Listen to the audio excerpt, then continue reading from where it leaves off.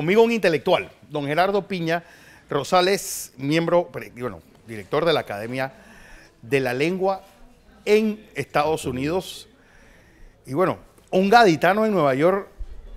Yo cuando iba a hacer esta entrevista me trajo a la mente aquel viaje de Federico García Lorca en el año 29 y la tristeza que él transmite en ese poemario de una ciudad donde la discriminación todavía existía, donde había pues ese proceso de deshumanización debido a la industrialización.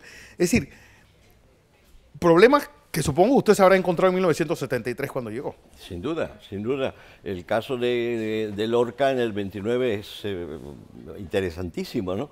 Porque incluso ha habido poetas estadounidenses, ¿no?, que han dicho que en tan poco tiempo Lorca pudo captar. Sí, fueron escasos 3, 4 meses. Increíble. Estuvo unos 9 meses aproximadamente, sí, ¿no? Pero captó realmente lo que era la ciudad, como usted dice muy bien, ¿no? La discriminación, ¿no? La tremenda pobreza. Y lo interesante es que si él se había identificado con el gitano en España como persona marginada, sí, ¿no?, se identifica con el negro cuando llega. Se identifica con el negro. Es una cosa realmente interesante, ¿no?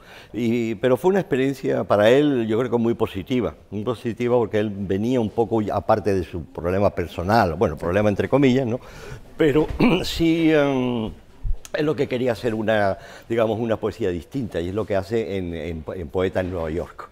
Usted llega tal vez en uno de los puntos de ebullición más grandes de la cultura pop, que tenía el epicentro en Nueva York, pues libertades sexuales para los homosexuales, sí, sí, plena revolución sexual, pues Estados Unidos se había librado de Nixon y también provocó una euforia libertaria.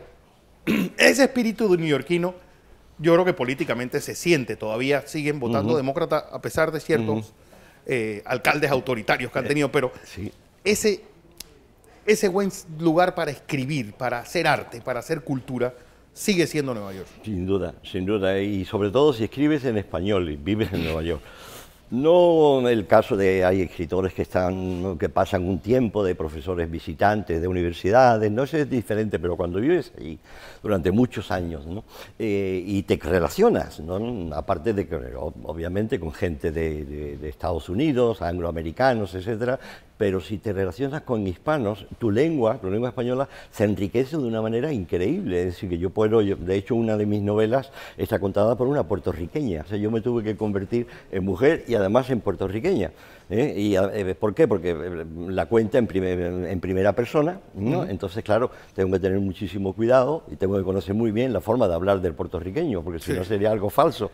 O sea que yo creo que representa más que nada la mixtura, claro, del español y el inglés en casi toda su cultura. Claro, entonces ahí no es el caso de, por ejemplo, el dominicano Junot Díaz, ¿no?, que escribe fundamentalmente en inglés. Es verdad que hay mucho de español, obviamente se crió allí. Su cultura es más americana que otra cosa. Gente no le gusta que diga eso, ¿no?, sobre todo los dominicanos. No, es dominicano, sí.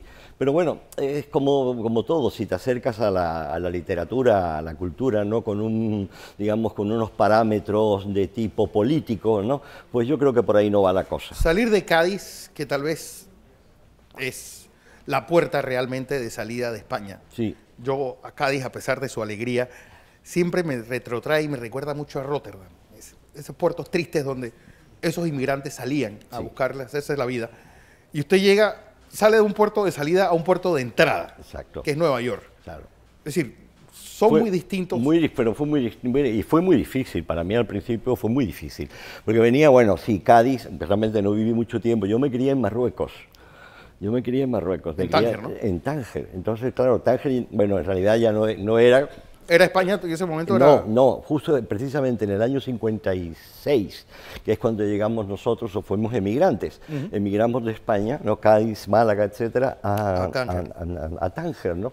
Pero claro, aquello era una ciudad muy cosmopolita, ¿verdad? Es decir, que en ese sentido, cuando yo llegué a Nueva York, pues no me chocaba tanto, ¿no?, estar con gente de otras partes, ¿no?, otras religiones y todo eso.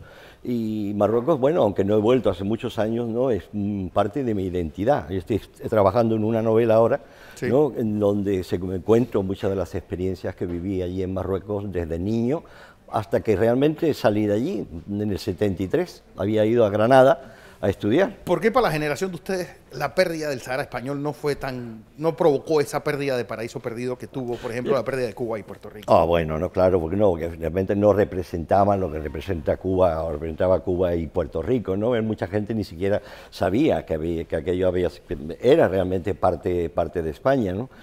Entonces lo que ocurrió por aquellos años también, que cuando muere Franco, cuando muere Claro. el dictador y tal, entonces Hassan, Hassan II, ¿no? Aprovecha ese momento con la Marcha Verde, Claro. ¿no? Para Reivindicar reivindicar todo aquello, ¿no? Somos países hermanos en el fondo, en Marruecos, aparte de la presencia árabe en España de tantos siglos, ¿no?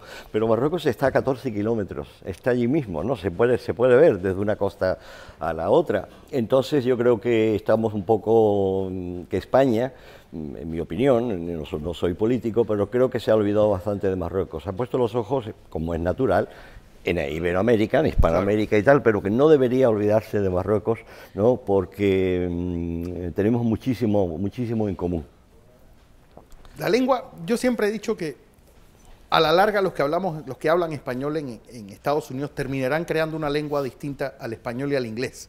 Y siempre pongo de ejemplo, pues, lo que habrá sentido un romano, pues cuando en Europa hablaban latín y eso creó ese montón de lenguas romances. ¿Podría crearse ese sincretismo, algo distinto de la cultura americana? Yo creo que una nueva lengua, yo creo que no, porque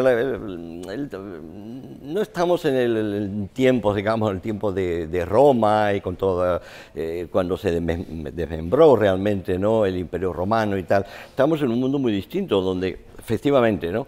El español de Estados Unidos no es el español de otros países. De ningún lado. Exactamente. Sí, es un español distinto al Es un español. De hecho, nuestra academia, la Academia Norteamericana, lo que ha sido hasta ahora la más joven de todas las academias, ¿no?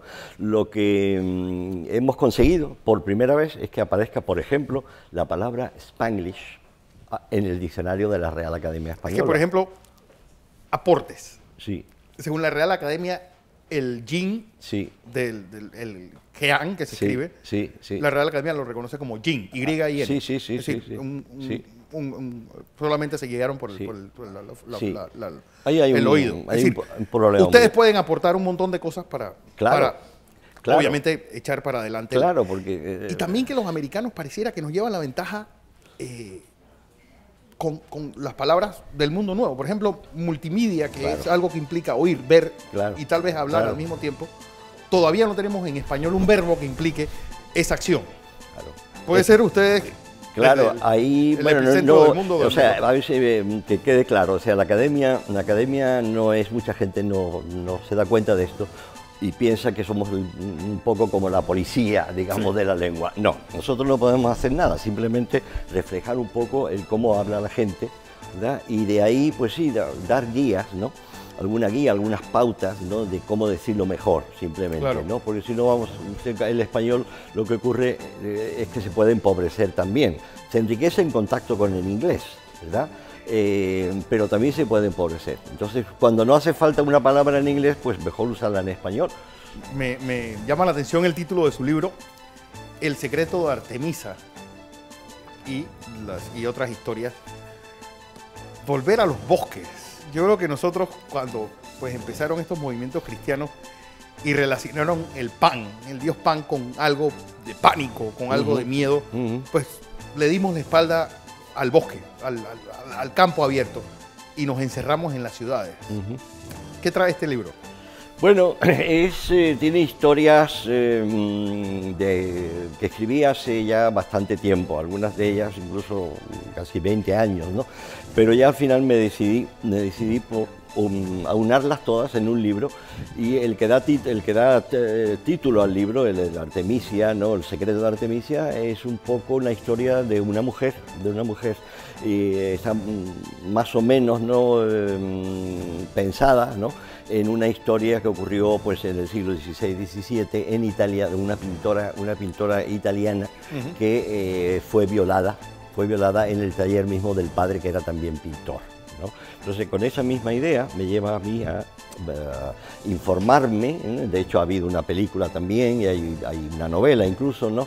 Y lo que hago simplemente es darle todo un cambio, ¿no? a la motivación, ¿verdad? El qué ocurrió. O sea, entonces son varias voces que cuentan el cómo ocurrió aquella violación, ¿no?